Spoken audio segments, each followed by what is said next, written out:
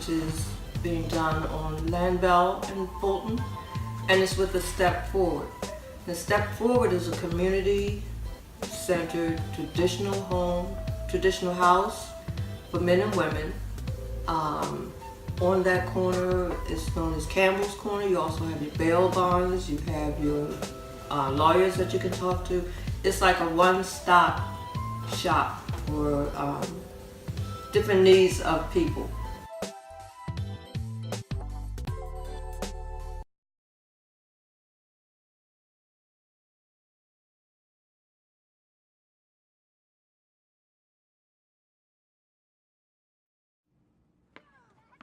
My name is Roosevelt.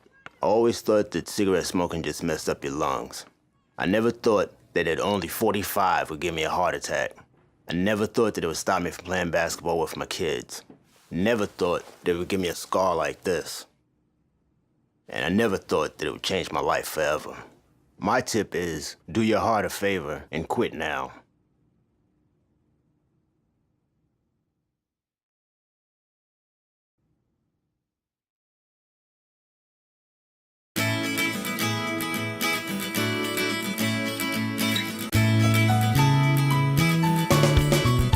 Businesses that used to be around here, as to say the barbershop down on Emerson Avenue, or if you had the CD store that was on Emerson and Monroe, Sounds in the Hood. These different businesses meant a lot to me. I would go down the street to get my music. I could see people down there. I have cousins and friends that went to the barbershop down on Emerson Avenue for years.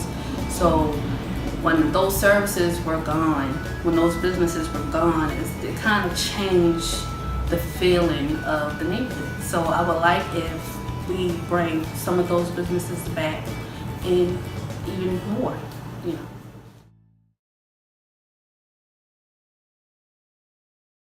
Ray Lewis, and 3 quick tips to really start your health life. The first one, it must be written. If your plan isn't written, it's impossible to follow. Your meal schedule is even more important, to have your meal schedule actually rolled out. Number 2, trust no one else but yourself when it comes to what times you're gonna work out. Most people, the biggest thing they do is they trust other people with their times.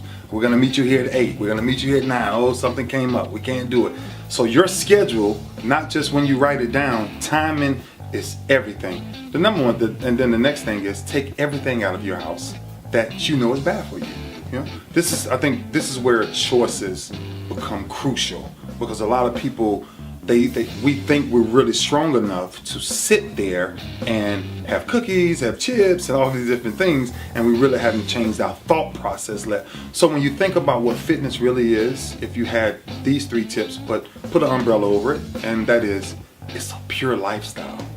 Make fitness a lifestyle. Don't confuse yourself anymore with all of these crazy gimmicks and things. Make up your mind to say, you know what, I'm gonna be a better me. Welcome back, everybody. You know, folks, I'll admit it, my life is going really, really well. Many of my dreams have come true, and there are plenty of you who've got huge aspirations for success, too. I get emails and tweets all the time from people, so many people asking how I did it. I try to share the principles of success whenever I can, because I have not gotten this far without learning the principles of success. And over the years, I've just realized that common sense just ain't that common. So I often get inspiration from books, and one book that resonates with me all the time is this book right here. It's called The Secret. It is the most powerful book outside of the Bible that I have ever read in my life. And the book is based on the law of attraction, and how that principle, once you master it, can help you find wealth, happiness, better health, whatever you're looking for, relationships. So let me share some of the concepts that have helped keep me on my game. So the first one is like attracts like. You have to understand, you are a magnet. Whatever you are, that's what you draw to you. If you're negative, you're going to draw negativity. You're positive, you draw positive. You're a kind person, more people are kind to you. So you're like a magnet, you know, and you got to understand something about like attracts like. If you see it in your mind, you can hold it in your hand. This is so true. You've got to grab this. You got to create dream boards. You got to put the new car up on your mirror. Put the weight you want to be on the refrigerator. If you can see it in your mind, you can hold it in your hand. That's the law of attraction. That's what you bring to you. Okay, moving on. The next principle. Ask, believe, receive. So many people overlook this very simple quality. You don't have to figure it out. That's what freezes people.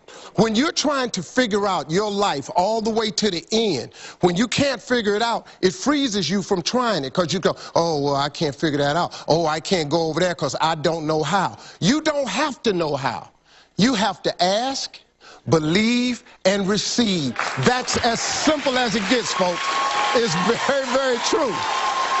I really want you to understand that. Now, science says, show me and I'll believe. Faith says, believe and I'll show you. There is a difference. Next, very important, gratitude is a powerful process. The only way to move to the next level is you must show gratitude for where you are. If you show gratitude, it gets you to where you want to be quicker. Very true. This is the last one.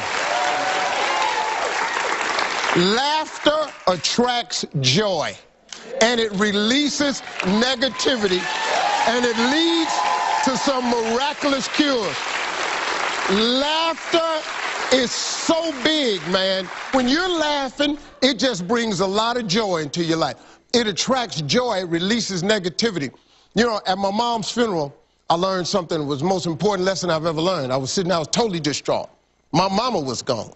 You couldn't talk to me that week. It was the worst week of my life. The minister said something. He told us to think of only the good things that she's done. So me and my brothers were sitting there, and we started laughing about some of the stuff my mom had done.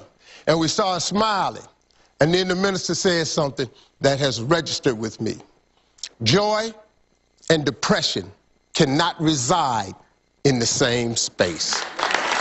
Laugh every chance you get. Just bust out laughing, even if it ain't funny. Just laugh. That's it. We'll be right back. We got more.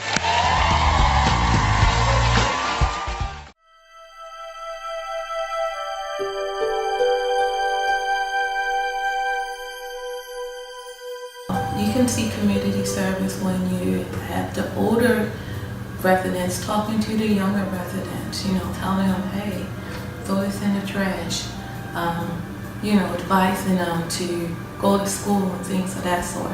I think all of that is community service because it's for the betterment of someone else, and it's also someone who has already been there and done that, telling someone what not to do and what to do so they can avoid some of the mistakes that they made in the past.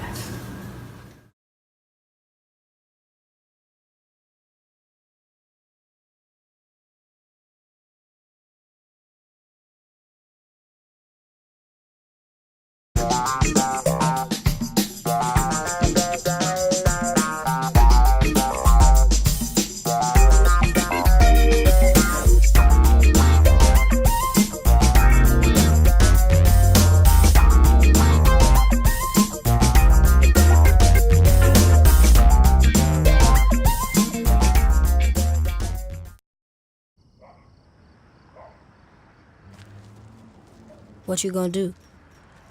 Lift up your head and keep moving? Or let the paranoia haunt you? Peace to fashion police. I wear my heart on my sleeve. Let the runway start. You know the miserable do love company. What do you want from me and my scars? Everybody like confidence. Everybody like confidence. How many times our potential was anonymous? How many times the city make me promises? So I promise this. I walk my bare feet down Valley Peak. I keep my feet 5 full from. I keep my heart undone. I'ma do it till I get it right. I went to war last night. I've been dealing with depression ever since an adolescent. Ducking every other blessing. I can never see the message. I can never take the lead. I can never bob and weave. Give my story to the children and the lesson they can read. Dreams of reality's peace. Blow steam in the face of the beast. Sky can fall down.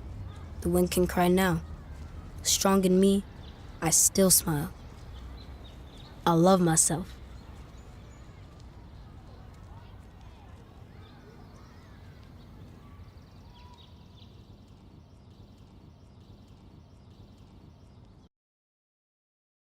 West Baltimore Remembrances, community icons. That's what I've been searching for in my work. What I found as a social justice artist working in West Baltimore around the highway to nowhere and talking to the people that were displaced by that event. These words came out of all of their remembrances. They felt better gathering together and remembering, sharing. They wanted to celebrate what they remembered. They found themselves being healed by the process, and they became more resilient. My work focuses around that event. What I tried to do as an art maker was to create icons, spiritual icons, almost like the WPA project, where you see sculptures of famous events up on the public wall, public squares. This is called the Word Gardener. It's made out of everyday cardboard boxes, glues, and acrylics. I wanted to use non-precious materials to develop a precious capturing of culture. This one is called Community. It's almost a religious icon you'd find in a Catholic church or again in a public square. And what it does is celebrate the wholeness and connection that we find in our communities back in the day. The window is what I called this icon. It was taken from a slave black and white photograph of a slave holding a white child. And I put that slave holding her child, looking out her window into her community and connecting with her legacy. There's something about this icon of women washing steps that resonates in Baltimore's culture and psyche. It is where we begin that we are all connected by community. It's almost religious in nature. It's almost spiritual in nature. All of these images. What I learned out of my stay in West Baltimore, I used in creating more icons based in the Black culture. There's a folk story, fable, called The People Who Could Fly, and what it narrates is a slave, old slave, comes into a cotton field, and the slaves are picking cotton. And the old man starts to tell them about how precious they are as a people, that they have forgotten they were people who could fly, and in the process he teaches them how to fly, and they light up out of the cotton field and ascend into a better world. I used it also in an effort to iconicize the church lady hats. I wanted to show the woman washing steps as a classical figure, celebrating it. There used to be a mural at the end of Pulaski between Mulberry and Franklin Street. It was called the Tree Planter. And I posed a figure leaning against the wall, throwing a dove into the air. And I called that Watercolor Hope, as a reminder. This is called Palm Sunday. The choir celebrating Palm Sunday in church.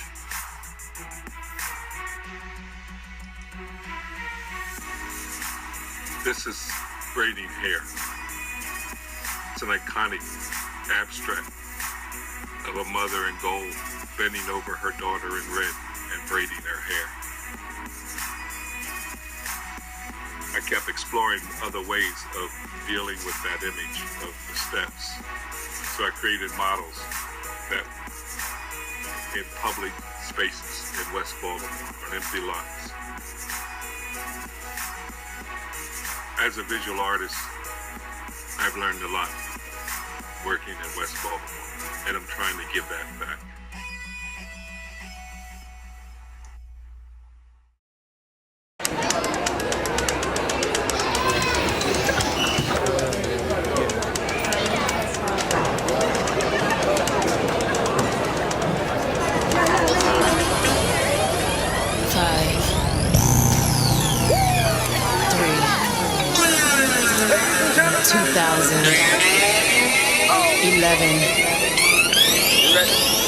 Let's move.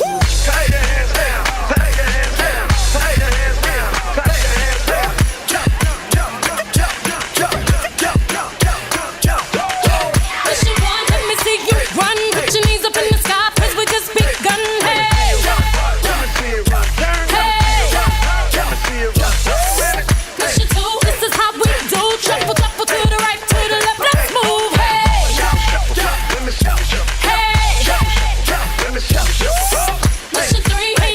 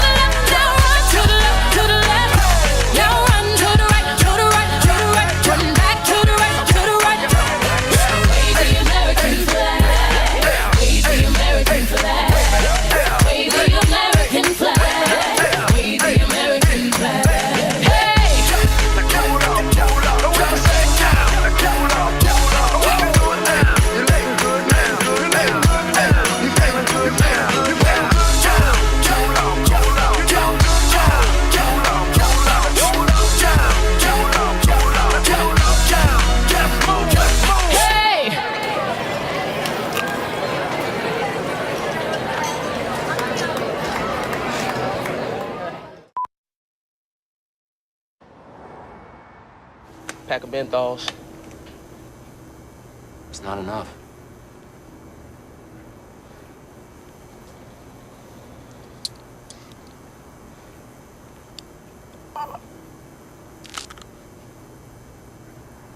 What's a pack of menthols cost? Your teeth.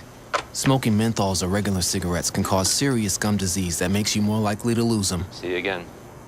What are menthols costing you?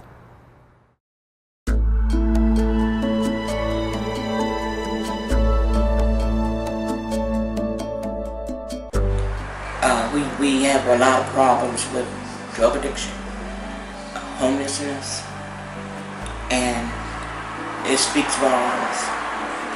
And we really need to do more outreach for our community people.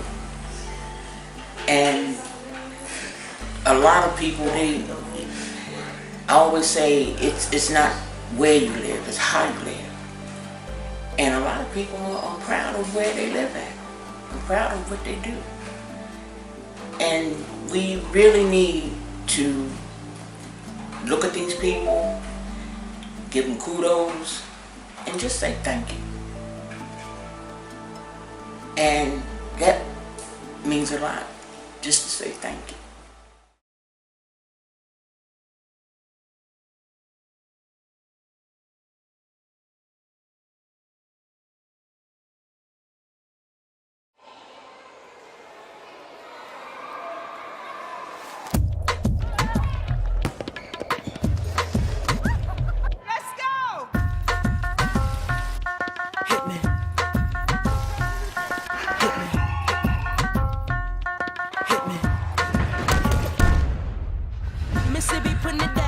I'm the hottest round, and if you want me, y'all can't stop me now. Is you with me now? The biggie bounce. I know you dig the way I switch my style. Get your freak on, get your freak on, get your freak on, get your freak on, get your freak on, get your freak on, get your freak on. People, here I come. Now sweat me when I'm done. Now people gather round. Now people jump around. Get your freak on, get your freak on.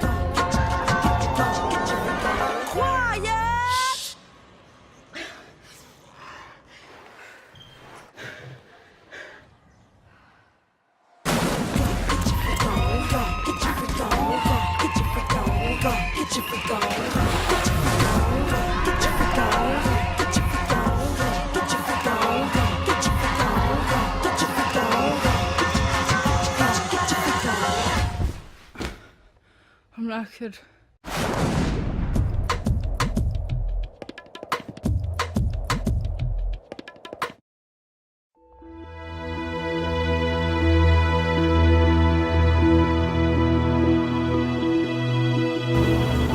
For the community, it brings documentation to our lives and our existences as a people. It dates us in history. For me, also, the project was a chance to get out and to do photography, which I love doing. I love capturing moments. A lot of times I see something that I just blink on because that's my only sort of shutter at the moment. I wish I could have taken a picture of it, but the moment's gone. I love photography for that reason. So I saw a chance to take those moments and actually document them. So again, it falls back on documentation as a word. That's basically what this really means. What is your definition of God? The divine reminder of our inherent worthiness. If I was asked your definition of God in one word, it would be all. A-L-L. I love that. There is no place that God is not. God is something, first of all, I think we can't conceive of it. Yeah. God is too big of a concept. It's whatever was before anything was, whatever will be long after everything is gone. Mm-hmm. The supreme consciousness and force of love in the universe. What is your definition of God? The totality of all that is, including me, including you. God is indescribable. We don't have words and concepts, but it's in part understanding the energy that connects all of us together. It's a clue into the nature of God. Love and peace and freedom. God is love, joy, truth, you and me. You and me. And everybody else. God is of love, compassion, forgiveness, appreciation. That is what we are born with and what we should live by. God is not in the image of a person for me. God is a way of life. A way of life, of that.